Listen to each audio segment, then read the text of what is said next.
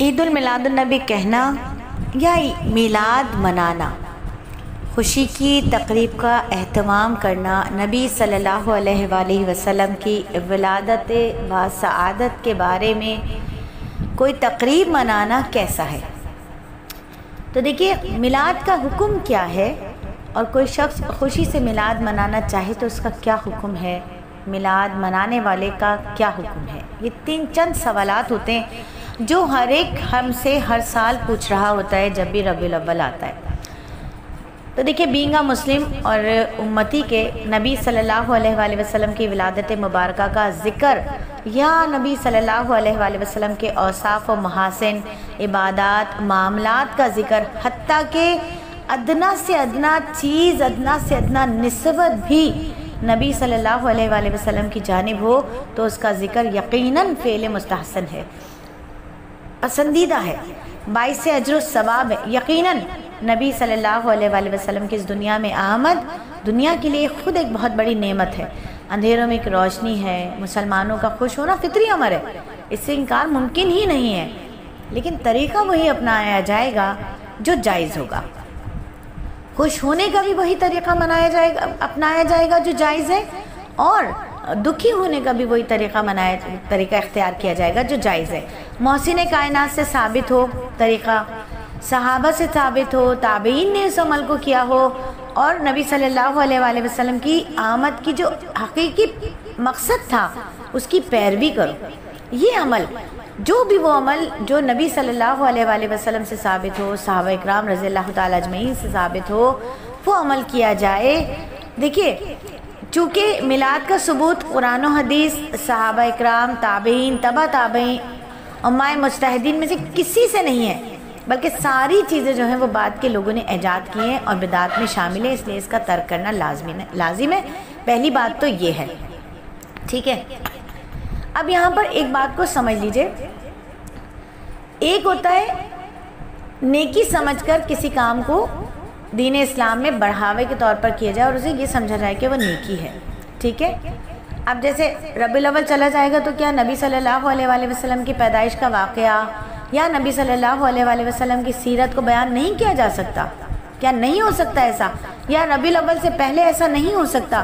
خاص طور پر ایک ہی تاریخ کو فکس کر کے اس کے اوپر کرنا اور یہ سمجھنا کہ اس سے ہمیں کوئی ثواب ملے گا، اگر 12 ربیع الاول کو کریں گے تو ہمیں کچھ زیادہ ثواب ملے گا، یہ دین کا حصہ ہے۔ تو یاد رکھیے ہر وہ چیز جو دین میں بڑھا کر کی جائے اور اس سے یہ گمان کیا جائے کہ اس سے ہمیں نیکی حاصل ہوگی، جبکہ وہ رسول اللہ صلی اللہ علیہ وآلہ وسلم سے، قرآن حدیث سے، صحابہ اکرام سے ثابت نہ ہو، وہ بدعت ہے جو نیکی سمجھ کر کی جا رہی ہے، ٹھیک ہے۔ تو بدعت کا کیا ہوتا ہے؟ بدعت اس عمل کو کہا جاتا ہے جسے نیک کام سمجھ کر کیا جائے، اس کا التزام ہو، اس کے نہ کرنے پر نکیر ہو، یعنی اس کا اہتمام کیا جائے، اور جو نہیں کیا کرے اس کو برا سمجھا جائے، تو وہ ایسا عمل ہو کہ جو صحابہ اکرام، تبع تابعین رحمہ اللہ کے زمانے میں اس عمل کی ضرورت ہونے کے باوجود اس پر عمل نہ کیا کریں، اور اس پر عمل نہ کریں اس کیفیت کے ساتھ جیسا کہ اس دور میں اسے لازم سمجھا جا رہا ہے۔ صحابہ تو ہم سے زیادہ نبی سے محبت کرتے تھے، ہم سے زیادہ نیکیوں کے حریص تھے، ہم سے زیادہ عبادات کا شوق رکھنے والے، ہم سے زیادہ عاشق رسول، سچے صادق رسول، عاشق صادق تھے، انہوں نے اس عمل کو اختیار نہیں کیا، جبکہ ہم سے زیادہ اس کی ضرورت تھی انہیں، وہ چاہتے تو یہ کر سکتے تھے، لیکن صحابہ اکرام نے آپ صلی اللہ علیہ وآلہ وسلم سے یہ نہیں سیکھا، حالانکہ صحابہ رضی اللہ تعالیٰ عنہ جو تھے وہ نبی صلی اللہ علیہ وآلہ وسلم کے مزاج کو سمجھتے تھے، اس لیے عشق و محبت کے باوجود انہوں نے ایسا عمل نہیں کیا جو نبی صلی اللہ علیہ وسلم کو ناپسند ہو۔ حقیقی محبت بھی یہی ہے، جس میں محبوب کی راحت ہوگی اسی میں عاشق کی بھی راحت ہوگی، جس میں معشوق خوش اس میں ہی عاشق بھی خوش۔ یہ کمال محبت نہیں ہے کہ آدمی اپنی چاہت پوری کرنے کے لیے محبوب کو تکلیف پہنچائے اور پھر اسے اپنی محبت کا تقاضا کہے۔ اب یہ جو اکثر میلاد کی جو محافل ہوتی ہیں، مجالس ہوتی ہیں، ان میں خاص کیفیات کے ساتھ اہتمام التزام کیا جاتا ہے اور نہ کرنے والے کو برا کہا جاتا ہے، اس لیے اس کے بدعت ہونے میں کوئی شک نہیں ہے، ٹھیک ہے۔ خاص اہتمام سے تقریب کا اہتمام کرنا، اس کو پکا ٹھکا سمجھنا، دین کا حصہ سمجھنا، اور جو نہ کرے اس کو غلط سمجھنا، اس کو برا سمجھنا، تو اس لیے اس کو بدعت کہا جاتا ہے۔ ولادت کی خوشی میں یوں کرنا چاہیے، ولادت کی خوشی منائیں۔ نبی صلی اللہ علیہ وسلم آئے تو دنیا میں رحمت للعالمین پہنچے، دنیا بنی ہی ان کے لیے تھی۔ تو نبی صلی اللہ علیہ وآلہ وسلم کی جو ولادت کی خوشی ہے نا، وہ یہ ہے کہ آپ صلی اللہ علیہ وآلہ وسلم کے بتائے ہوئے طریقوں پر چلا جائے، عزم کیا جائے، یہی تو حقیقی محبت ہے۔ دیکھیے جتنے لوگوں نے اس وقت میلاد منایا، اس حلقے میں میری وہ بہنیں موجود ہیں جن کے یہاں میلاد ہوئے ہوں گے، جنہوں نے اپنے خاندان میں میلادوں میں حصہ لیا ہوگا۔ آپ یقین کیجئے کہ میں خود پچھلے 3 سالوں سے ایک ایسی جگہ میلاد میں جاتی ہوں جہاں بہت ہائی فائی لیول پر میلاد ہوتا ہے، اور وہ خاتون کہتی ہے کہ باجی جان آپ نے میلاد کا پہلا بیان کرنا ہے، وہ آپ کے بیان سے ہوگا اور اینڈنگ دعا آپ کے بیان سے ہوگی، ٹھیک ہے؟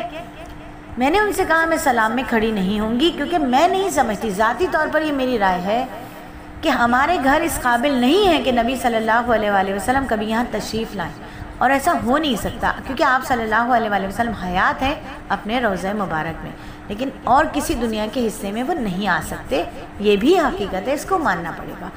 چلیں کہتے آپ کی ہی بات مانتے ہیں کہ چلیں وہ آتے ہیں، ٹھیک ہے، وہ آتے ہیں۔ سب سے بڑی چیز، اے نبی کی بیویوں، اے نبی کی بیٹیوں، اے مسلمان عورتوں، مومن عورتوں، اپنے چہروں پر اب اوڑھنیاں ڈال لو، اپنے سینوں پر اوڑھنیاں ڈال لو، تاکہ دور جاہلیت کی عورتوں کی طرح پہچانی نہ جاؤ۔ تو کیا مجھے اور آپ یہ سمجھ سکتے ہیں کہ اتنے بے پردہ ماحول میں نبی صلی اللہ علیہ وآلہ وسلم تشریف لا سکتے تھے؟ کیا میرے اور آپ کے گھر دنیا سے لتھڑے ہوئے نہیں ہیں؟ نبی صلی اللہ علیہ وآلہ وسلم دور صحابہ اور امہات المومنین کے حجرے، کیا وہ دنیا سے لتھڑے ہوئے تھے؟ ان کے تو ہر حجرے کے برابر میں قبر ہوتی تھی، جو ان کے راستے میں ان کو یاد دلاتی تھی کہ ہمیں اس دنیا کو چھوڑ کے جانا ہے، یہ دنیا جی لگانے کی دنیا نہیں ہے، یہ جی لگانے کی جگہ نہیں ہے۔ تو کیا ہمارے گھر اس قابل ہیں؟ کیا ہمارے گھروں میں یہود و نصارہ کی مشابہت نہیں ہے؟ آپ صلی اللہ علیہ وسلم نے فرمایا جس نے جس قوم کی مشابہت اختیار کی وہ انہی کے ساتھ ہوگا۔ کیا حضرت عیسیٰ کی پیدائش کو نصارہ اسی طرح نہیں مناتے؟ کیا وہ 25 دسمبر کا دن اور اپنا عیسائی جو ہیں عیسیٰ علیہ السلام کی پیدائش کو اسی طرح نہیں مناتے؟ کیا ہم سمجھتے ہیں کہ یہ بات درست ہے؟ تو یہ میرا ذاتی تجزیہ ہے کہ ہمارے گھر اس قابل نہیں ہے کہ نبی صلی اللہ علیہ وآلہ وسلم اگر آ بھی سکتے تو ہمارے گھر آتے۔ ہمارے گھر، ہمارے برتن، ہماری جگہ نہ روحانی طور پر پاک صاف ہیں، نہ حیت کے طور پر پاک صاف ہیں۔ ہمارے دلوں کے اندر وہ سب کچھ گناہ، وہ سب کچھ بدکاریاں، وہ سب کچھ زناکاریاں موجود ہیں، اور وہی ماحول میں ہمارے موجود ہے۔ کیا ہمارے گھر اس قابل ہیں؟ ہمیں تو ایک عام مہمان بلانا ہو تو ہم اس کے حساب سے اپنے گھر کو مزین کرتے ہیں۔ ایک عام عورت، میں آپ ہم بات کریں، ہمارے جو اکابرین ہوتے ہیں اگر وہ ہمارے گھر آ رہے ہوں تو ہم ان کے لحاظ سے اپنے گھر کو ڈیکوریٹ کرتے ہیں، ان کے لحاظ سے اپنے گھر کو، ان کی ناپسندیدہ چیزوں کو چھپا دیتے ہیں۔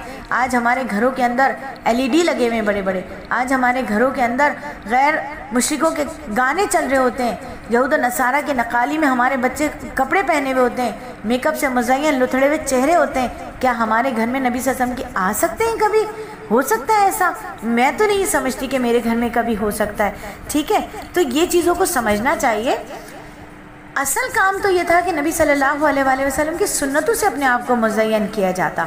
آپ صلی اللہ علیہ وآلہ وسلم کی آمد پر اللہ کی بارگاہ میں شکرانے ادا کیے جاتے، نوافل ادا کیے جاتے، روزے رکھے جائیں، کثرت سے انفرادی طور پر اخلاص کے ساتھ درود شریف پڑھ کر آپ کو ثواب پہنچایا جائے کہ اس سے اللہ اور اللہ کے رسول خوش ہوتے ہیں۔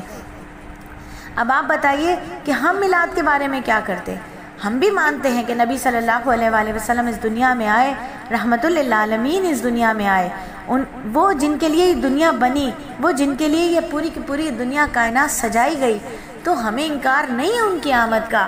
ہم ان کی آمد، وہ آئے تو ہمارے لیے رحمت بن کر آئے، وہ آئے تو ہم لوگوں کو شافع محشر کا ہمیں پتہ چلے گا کہ ہماری شفاعت کرنے والا کوئی ہے، اتنے گناہوں کے باوجود کوئی ہے جو ہمیں امتی کہہ کر پکارے گا، محشر میں ہماری مغفرت کے لیے اللہ کی بارگاہ میں ہمارا کیس لے کر جائے گا، کوئی تو ہمارا والی وارث ہے۔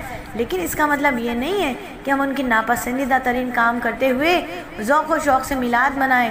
اس کا مطلب یہ نہیں ہے کہ ہم اپنے محلے میں بیماروں کا سوچے بغیر زور و شور کے ساتھ نعتیں لگائیں، زور و شور کے ساتھ۔ اور نعتیں کیسی نعتیں؟ انڈین گانوں پر نعتیں بنی ہوئی ہیں۔ اب آپ، مگر میں یہ کہتی ہوں یہ تو گانے کی ٹون ہے، تو لڑکیاں کہتی باجی ہم تو گانے ہی نہیں سنتے. اچھا آپ نہیں سنتی تو آپ کے ابا تو سنتے تھے, ان سے پوچھ لیجئے, پرانے گانوں کے اوپر آپ کی نعتیں بنی ہوئی ہیں. تو باتھ روم کا لوٹا تو پاک ہے نا, باتھ روم کا لوٹا پاک ہے, جبھی تو میں اور آپ پاک ہو جاتے ہیں اس سے استنجا کر کے. تو پھر ایسا کرتے ہیں کہ اس لوٹے میں دودھ ڈالیے اور اس دودھ کو پی لیجئے. ہو سکتا ہے ایسا؟ کبھی نہیں ہو سکتا. جس طرح کراہت والی چیز سے ہمیں کراہت آتی ہے, تو غیروں کے گانوں کی مشابہت آپ نعتیں بنائیں اور پھر سوچیں کہ ان کے اوپر جو ہے وہ عشق نبوی جاگ اٹھے گا. ایسا کبھی نہیں ہوگا. جو نعتوں کی محفل میں خواتین بیٹھی ہوئی ہیں ان سے پوچھیں مغرب کی نماز نکل گئی ہے, اوابین کی سنت ادا کر لی ہے انہوں نے, مستحب عمل نوافل ادا کر لیے ہیں انہوں نے. ان سے پوچھیں کہ وہ راستے میں جب آئی تھی تو پردہ پورا تھا ان کا یا نہیں تھا. ان سے پوچھیں جتنی دیر یہ محفل میں بیٹھی انہوں نے غیبت نہیں کی. ان سے پوچھیں کہ انہوں نے مجلس کے آداب پڑھے تھے, نبی صلی اللہ علیہ وسلم کا کیا طرز تھا. ان سے پوچھئے کہ ان کو راستے میں چلنے کے آداب پتہ ہے, جو صحابیات کا عمل تھا, جو نبی کا طریقہ تھا راستے میں چلنے کا. ان سے پوچھئے کہ انہوں نے اپنے دلوں کو لوگوں کے کینہ بغض حسد سے پاک کر لیا ہے. ان سے پوچھئے کہ ان کا پردہ پورا پکا ٹھکا ہے کہ نہیں ہے, کیا واقعی وہ بناتے نبی کہلانے کے قابل ہیں میں اور آپ. تو میری بہنوں, ہم انکار نہیں کرتے, ہم میلاد کا انکار نہیں کرتے, لیکن میلاد النبی جس ہستی کے لیے منایا جا رہا ہے, اس ہستی نے جو کچھ ہمیں دیا ہے, کہ ہم اس پر عمل کرنے والے بن گئے ہیں. جہاں اس کی سنتیں ٹوٹتی ہیں ہم اس کے اوپر دکھ کرتے ہیں کہ نہیں کرتے. ہم صرف اتنی سی بات کرتے ہیں, ہم صرف اتنی سی بات کرتے ہیں. تو میں خود آپ کے سامنے میں نعتیں پڑھتی ہوں, نعتیں گاتی نہیں ہوں. اور میرے پاس جتنی بھی بچیاں نعت بھیجتی ہیں میں ان کو سختی سے کہتی ہوں کہ نعت کو پڑھنا ہے, نعت کو گانا نہیں ہے. ادب کے ساتھ, خضوع و خشوع کے ساتھ. نعت تو پھر نعت ویسی ہو جو حسان بن ثابت نے کہی. نعت کا جذبہ تو پھر وہ ہو جو عبدالرحمن جامی نے کیا. وہ جذبہ, وہ شوق ہو کہ نبی صلی اللہ علیہ وآلہ وسلم خوابوں میں تشریف لے آئیں اور پھر فرمائیں کہ اے جامی کیا تم ہمارے غلام ہو سکتے ہو. جس پر جامی نے کہا کہ نہیں, میں تو غلامان رسول ہوں. جب جامی نے ایک نعت لکھی اور اس میں اپنے آپ کو غلام کہا, تو نبی صلی اللہ علیہ وآلہ وسلم اس ولی کامل کے خواب میں تشریف لائے اور پوچھا اے جامی کیا تم ہمارے غلام ہو سکتے ہو. ہمارے غلام تو ابو بکر ہیں, ہمارے غلام تو عمر ہیں, ہمارے غلام تو عثمان ہیں, ہمارے غلام تو علی ہیں. تم ہو سکتے ہو وہ غلام؟ بتائیے میں اور آپ ہو سکتے ہیں ایسے غلام؟ نہیں ہو سکتے. تو پھر جامی نے وہ نعت اس کے الفاظ بدلے اور ان بول کی جگہ لکھا کہ میں تو غلامان رسول ہوں, یعنی میں نبی کے غلاموں کا غلام ہوں. تو میری بہنوں, اس بات کو دل کی کانوں سے سننے کی کوشش کریں. کوئی مسلک کی جنگ نہیں ہے, کوئی بری بات نہیں ہے, ہم آپ سے اختلاف نہیں کرتے, لیکن یہ جو عمل ہے بدعت والا, ہم صرف اس عمل کی بات کرتے. تو یقین میں رکھتی ہوں اس بات پر کہ آپ میری بات کو بہت تحمل سے سنیں گی اور سمجھیں گی, بغیر کسی بحث کے, بغیر کسی اس کے کہ باجی جان نے غلط کہا ہے. ساری بہنیں سنیں اور سمجھیں. امید ہے کہ شاید کہ تیرے دل میں اتر جائے میری بات, اور زندگی کے اس لمحے سے اور آخری لمحے تک کے لیے مسواک کی سنت کو اپنی زندگی میں لازم و ملزوم کر لیجئے. شہد کی سنت کو, شہد کلونجی کو لازم و ملزوم کر لیجئے. نماز کی پکی ٹھکی عادت ڈال دیجئے. نبی صلی اللہ علیہ وآلہ وسلم کا طرز, نماز نماز نماز. مشکل وقت ہے تو نماز سے مدد, مشکل وقت ہے تو نماز, آسان وقت ہے تو نماز, خوشی کا لمحہ ہے تو نماز. سجدوں کی کثرت کو بڑھا لیجئے. یہی میلاد کا سبق ہے, یہی میلاد کا طرز ہے, یہی میلاد نبی کا سبق ہے, اور یہی ہماری زندگی کا عمل ہونا چاہیے. جزاکم اللہ خیر.